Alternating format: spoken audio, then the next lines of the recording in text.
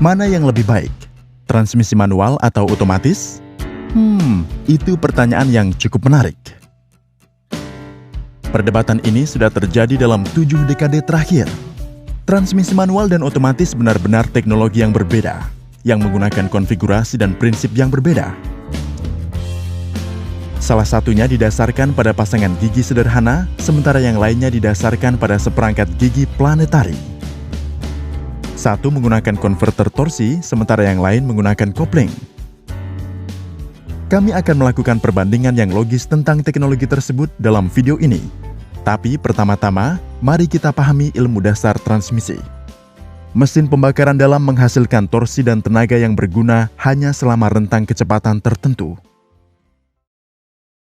Karena masalah yang melekat pada mesin IC, mengendalikan kecepatan roda penggerak dengan langsung menghubungkannya ke mesin bukanlah ide yang cerdas. Pendekatan semacam itu akan memberikan efisiensi yang sangat rendah pada mesin.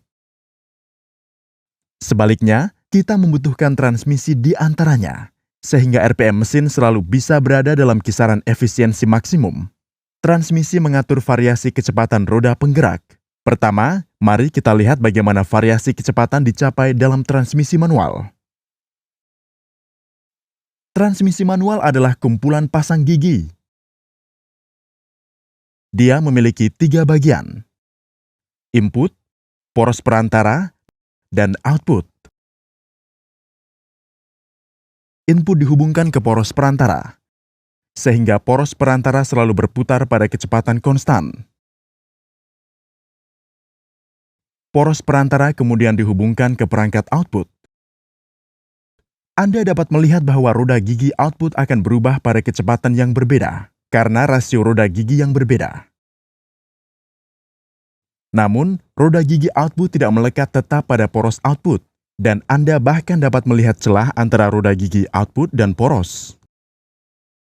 Jika kita hanya bisa menghubungkan satu roda gigi output ke poros, poros akan memiliki kecepatan gigi yang terhubung. Gigi poros utama memiliki gigi cone penyelaras. Sebuah hub terhubung ke poros dan sebuah sleeve berada di atasnya. Hanya dengan menggerakkan sleeve ini, Anda akan bisa menghubungkan roda gigi dan poros. Ini mungkin tampak seperti mekanisme sederhana. Namun, selama operasi yang sederhana, hub dan roda gigi akan diputar pada kecepatan yang berbeda.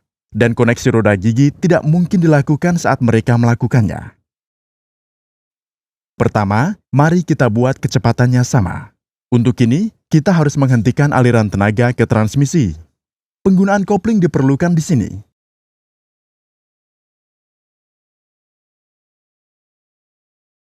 Dengan melepaskan kumpulan kopling, aliran tenaga ke perangkat gigi dihentikan. Kini, ring penyelaras dengan cone gesekan bisa membantu mencocokkan kecepatan gigi dengan sleeve.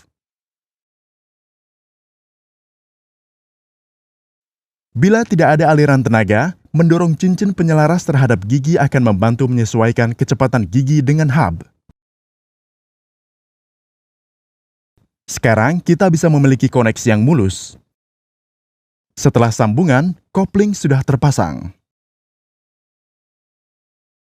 Jadi, setiap kali Anda perlu mengganti gigi, Anda harus melepaskan koplingnya. Ini juga berarti penghentian tenaga dan penurunan kecepatan selama penggantian gigi. Inilah sebabnya mengapa kemudi transmisi manual tidak pernah menjadi pengalaman yang lancar. Sekarang mari kita lihat bagaimana transmisi otomatis berbeda dengan transmisi manual. Transmisi otomatis dikembangkan untuk mengatasi masalah penghentian tenaga dalam transmisi manual dan menggunakan pengaturan susunan gigi planetari daripada sepasang roda gigi sederhana. Anda bisa melihat bahwa set gigi planetari memiliki 2 input dan 1 output. Prinsip dasar transmisi otomatis itu sederhana.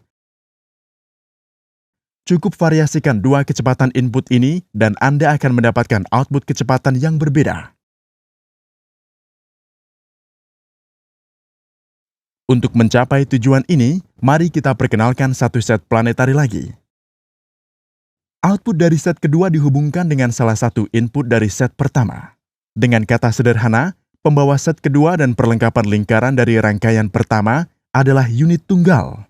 Ini merupakan mekanisme yang menarik dan merupakan transmisi otomatis yang paling sederhana. Dua kumpulan kopling diperkenalkan untuk menahan gerakan ring roda gigi.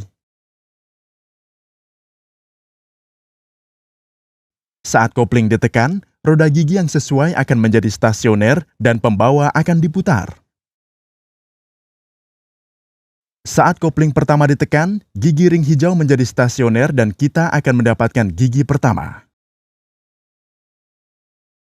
Jika kita bisa memutar roda gigi hijau, kecepatan output akan meningkat. Untuk mencapainya, Anda harus melepaskan kopling pertama dan menggandeng kopling kedua. Ring gigi hijau akan berputar karena terhubung ke pembawa perangkat kedua. Perlu dicatat bahwa kopling pertama dilepaskan pada saat bersamaan saat kopling kedua terhubung. Jadi tidak terjadi kehilangan tenaga transmisi. 4 kecepatan output berbeda mungkin terjadi dengan 2 pengaturan set planetari. Untuk mempelajari detailnya, lihat video kami tentang transmisi otomatis.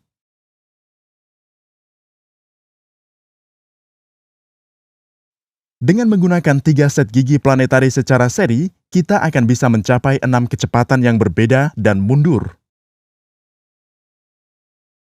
Keindahan transmisi otomatis adalah dengan menarik 2 kumpulan kopling yang tepat, kita bisa mencapai kecepatan output yang berbeda. Sekarang, mari kita bandingkan 2 teknologi ini secara langsung. Seperti yang dibahas dalam transmisi otomatis, tidak ada gangguan aliran tenaga sehingga Anda akan mendapatkan pengalaman berkendara yang mulus. Operasi komputer terkontrol dan transmisi otomatis membuat mengemudi semakin sederhana. Jelas bahwa teknologi transmisi manual jauh lebih sederhana daripada otomatis. Dia memiliki komponen yang lebih sedikit dan lebih mudah diperbaiki. Di sisi lain, transmisi otomatis adalah pengaturan yang ketat. Ketika membicarakan pengoperasian tugas berat, transmisi manual memberikan daya tahan yang mumpuni. Karena alasan inilah, maka hampir 80% truk heavy duty menggunakan transmisi manual. Cara transmisi otomatis dan manual menangani kondisi pengiriman sangat berbeda dan menarik. Dalam pengemudian transmisi manual, sebelum Anda menekan pedal rem, pedal kopling harus ditekan sepenuhnya. Dengan cara ini, putaran mesin dan rotasi roda dipisahkan sepenuhnya dan roda yang tiba-tiba berhenti tidak akan ditransmisikan ke mesin. Namun, tidak ada pedal kopling di mobil transmisi otomatis. Jadi, untuk memisahkan putaran mesin dari transmisi, digunakanlah konverter torsi. Ini adalah kopling fluida yang memungkinkan selip sehingga konverter torsi membantu transmisi otomatis untuk menangani skenario pengiriman tanpa memerlukan pedal kopling.